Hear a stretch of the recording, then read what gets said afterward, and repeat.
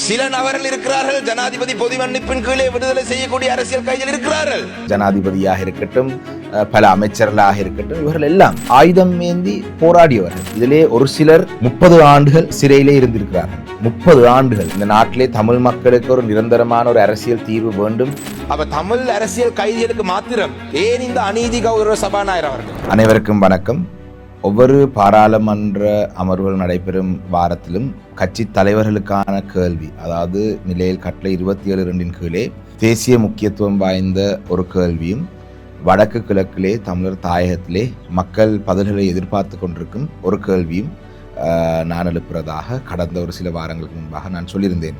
அதுக்கு பிற்பாடு ஒரு பாராளுமன்ற அமர்வு நடந்த வாரத்திலே நான் முன்வைத்த கேள்விகளுக்கு கௌரவ அமைச்சர் பதிலளிக்கவில்லை. மிக முக்கியமான கேள்விகள், ஒன்று பென்ஷன் தொடர்பானது, அதாவது ஓய்வூதியம் எடுக்கும் முதியோர்களுக்கு இல்லாட்டி 60 வயதை தாண்டிய அரச ஊழியர்களுடைய ஓய்வூதியம் தொடர்பான ஒரு கேள்வி. அதுக்கு இதுவரைக்கும் பதில் வழங்கப்படவில்லை.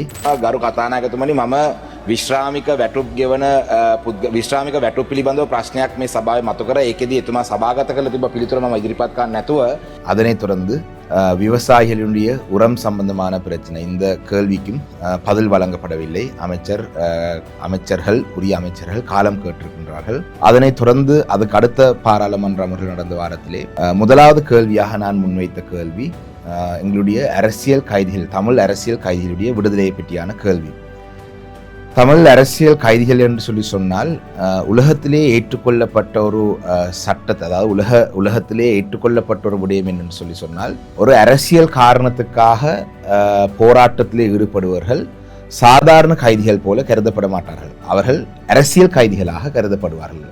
உதாரணமாக, ஒருவர் ஒரு வங்கியை கொள்ளையடித்தாரோ, இல்லாட்டி ஒரு கொலை செய்தாலோ, இல்லாட்டி அதாவது ஒரு வீட்டை குடும்ப சண்டையிலே ஒரு கொலை நடந்தாலோ, இல்லாட்டி ஒரு வாக்குவாதத்தில் இன்னொரு தாக்குனாரோ, அது ஒரு சாதாரண ஒரு குற்றமாகவே இருக்கும். ஆனால் தான் எதிர்பார்க்கும் அரசியல் காரணங்களுக்காக ஒருவர் ஒரு போராட்டத்தில் ஈடுபட்டால் அவர்களே அரசியல் கைதிகள் என்று தான் கருதப்படும். இது பல உலக நாடுகளிலே இது வரலாறுலே நாங்கள் காணக்கூடியதாக இருக்கு. அந்த வகையிலே எங்களுடைய கௌரவ அமைச்சரிடம் இந்த விடயம் சம்பந்தமாக நான் பாராளுமன்ற குழு தலைவராக வர முன்பாக இந்த கேள்வி ஒன்றை நான் எழுப்பியிருந்தேன்.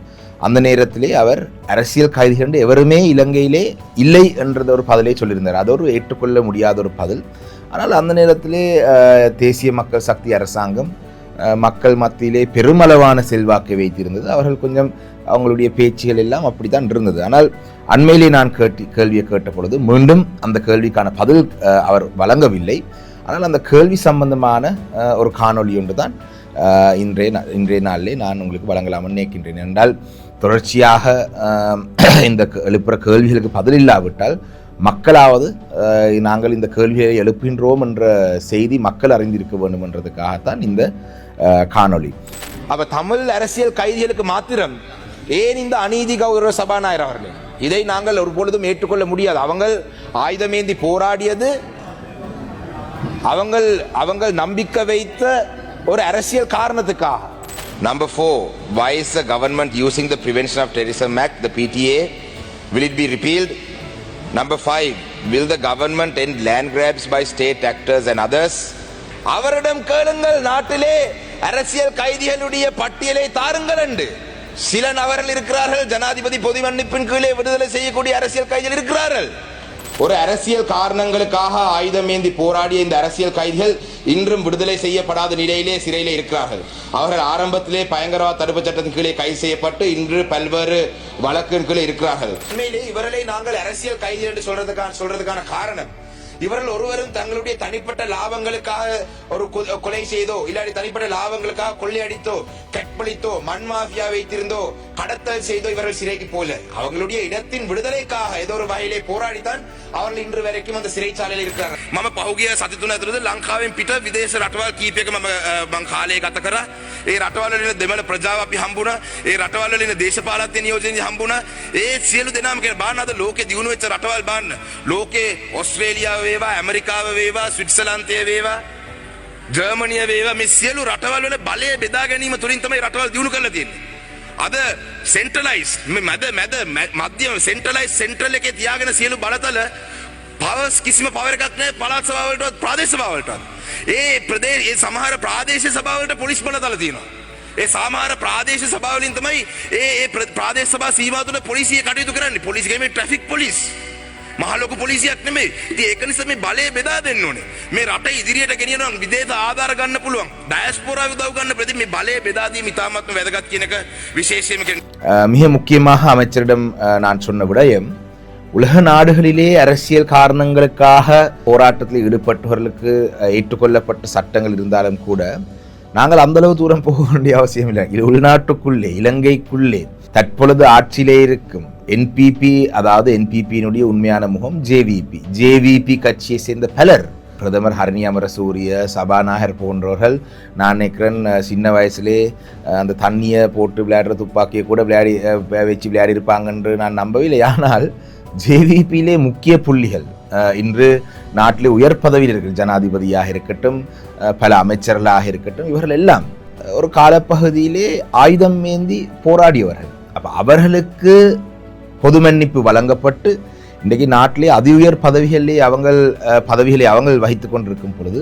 ஏன் தமிழ் அரசியல் கைதிகளுக்கு மாத்திரம் இந்த ஒரு வேறொரு நீதி உண்டு, அதாவது இந்த நாட்டிலே வேறொரு வகையான ஒரு சட்டம் ஏன் தமிழ் அரசியல் கைதிகளுக்கு மாத்திரம் என்ற கேள்வியை நான் கேட்டிருந்தேன். அதிலே மிக முக்கியமாக நான் கேட்ட விடயம், என்னிடம் இருக்கின்றது எத்தனை பேர் இன்று நீண்ட காலமாக சிறையிலே இருக்கிறார் என்ற பட்டியல் கௌரவ அமைச்சரிடம் நான் கேட்டிருந்தேன். அரசாங்கத்தினுடைய அதுக்கு முன்பாக சொல்லியிருந்தார் அரசியல் கைதிகள் எவருமே இலங்கையிலே சிறைச்சாலைகளில் இல்லை என்று. அப்ப என்னிடம் பட்டியலிருந்தாலும் அவரிடம் கேட்டிருந்தேன் அவருடைய பதிலை என்னன்றதை பார்க்கறதுக்காக. அரசியல் கைதிகளுடைய பட்டியல் இதிலே ஒரு சிலர் 30 ஆண்டுகள் சிறையிலே இருந்திருக்கிறார்கள். 30 ஆண்டுகள். எனக்கு இப்ப இந்த 9ஆம் மாதம் வந்தா 36 வயது. சிலர் 30 ஆண்டுகள் தொடர்ச்சியாக சிறையில் இருந்திருக்கிறார்கள். இதிலே இந்த அரசியல் கைதிகளிலே ஒரு 2 பேர் 6 பேர் மட்டிலே 6 தொடக்கம் 8 பேர் வரைக்கும் ஜனாதிபதி நினைத்தால் நாளே தினம் பொது மன்னிப்பு வழங்கு. அண்மையிலே நான் இந்த பாராளுமன்றத்தில் இந்த கேள்வி எழுப்பியதுக்கு பிற்பாடு வெசாக் பண்டிகைக்காக 61 சிறை கைதிகளை ஜனாதிபதி விடுவித்திருந்தார். ஜனாதிபதி நினைத்திருந்தால் அந்த அரசு நீண்ட காலமாக 30 வருஷங்கள் 30 ஆண்டுகள் சிறையில் இருந்தவர்களை ஜனாதிபதி இந்த வெசாக் பண்டிகையோடு சேர்த்து அவர்களை விடுதலை செய்திருக்கலாம். ஆனால் அவ்வாறு செய்யவில்லை. இன்னும் ஓரிருவருக்கு இன்னும் அதாவது அவர்கள் ஆரம்பத்திலே அவர்களை பல்வேறு குற்றங்களுக்காக கைது செய்து பல்வேறு ஏற்றுக்கொள்ளப்பட முடியாத வகையான சித்திரவதைகளை செய்து அவர்களுக்கு எதிரான கன்ஃபெஷன், அதாவது வாக்குமூலங்களை பதிவு செய்து அவங்களுக்கு வழக்குகளை தொடர்றார்கள். 2 பேருக்கு இப்பொழுதும் புதிதாக கூட வழக்குகள் தாக்கல் செய்து அவர்கள் ஒரு நாளுமே சிறையிலிருந்து போகக்கூடாது என்று சில நடவடிக்கைகள் எடுக்கிறார்கள். அப்ப இது உண்மையிலே ஏற்றுக்கொள்ளப்பட முடியாத ஒரு விடயம். கௌரவ அமைச்சரிடம் நான் மிக தெளிவாக கேட்டிருந்தேன். தேசிய மக்கள் சக்தியினுடைய தேர்தல் விஞ்ஞாபனத்திலே கூட இந்த அரசியல் கைதிகளை தாங்கள் விடுதலை செய்வோம் என்றதை சொல்லியிருந்தார்கள். அந்த வகையிலே நான் நினைக்கின்றேன் ஒவ்வொரு தமிழனுக்கும், இந்த நாட்டிலே இருக்கும் ஒவ்வொரு தமிழ் மகனுக்கும், ஒரு தமிழ் பேசும் ஒருவருக்கும் இந்த நாட்டிலே தமிழ் மக்களுக்கு ஒரு நிரந்தரமான ஒரு அரசியல் தீர்வு வேண்டும். இந்த நாட்டிலே தமிழ் மக்களுக்கு நிம்மதியாக வாழ முடியாது. தமிழ் மக்களை சமப்பிரஜையாக ஸ்ரீலங்கா அரசு ஏற்றுக்கொள்ளாதென்று தாங்கள் சுகபோகமாக வாழக்கூடிய அந்த வாழ்க்கையை விட்டு கொடுத்து எங்களுக்காக ஆயுதம் ஏந்தி போராட வந்த இவர்கள் இன்று இளைஞர்கள் நாங்கள் அழைக்க முடியாது. இவர்களுக்கு இந்த பொது மன்னிப்பு ஜனாதிபதி வழங்க வேண்டும் என்று அழுத்தம் கொடுக்கிறது ஒவ்வொரு தமிழனுடைய பொறுப்பாக நான் கருதுகின்றேன். கௌரவ அமைச்சர் ஒரு சில வாரங்கள் இதுக்கான பதில் அளிக்கிறதுக்கான கால அவகாசம் கேட்டிருக்கின்றார்.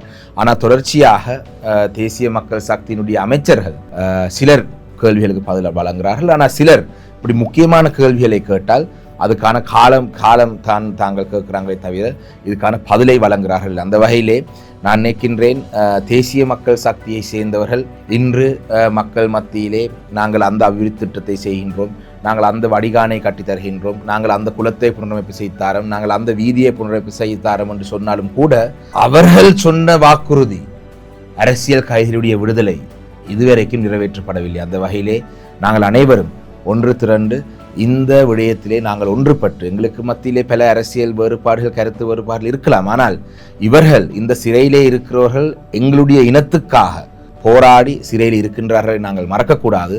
நாங்கள் அனைவரும் ஒன்றாக சேர்ந்து இவர்களுக்காக நாங்கள் குரல் கொடுக்க வேண்டும். பொறுத்திருந்து பார்ப்போம் கௌரவ அமைச்சருடைய பதில் என்னவாக இருக்கும்.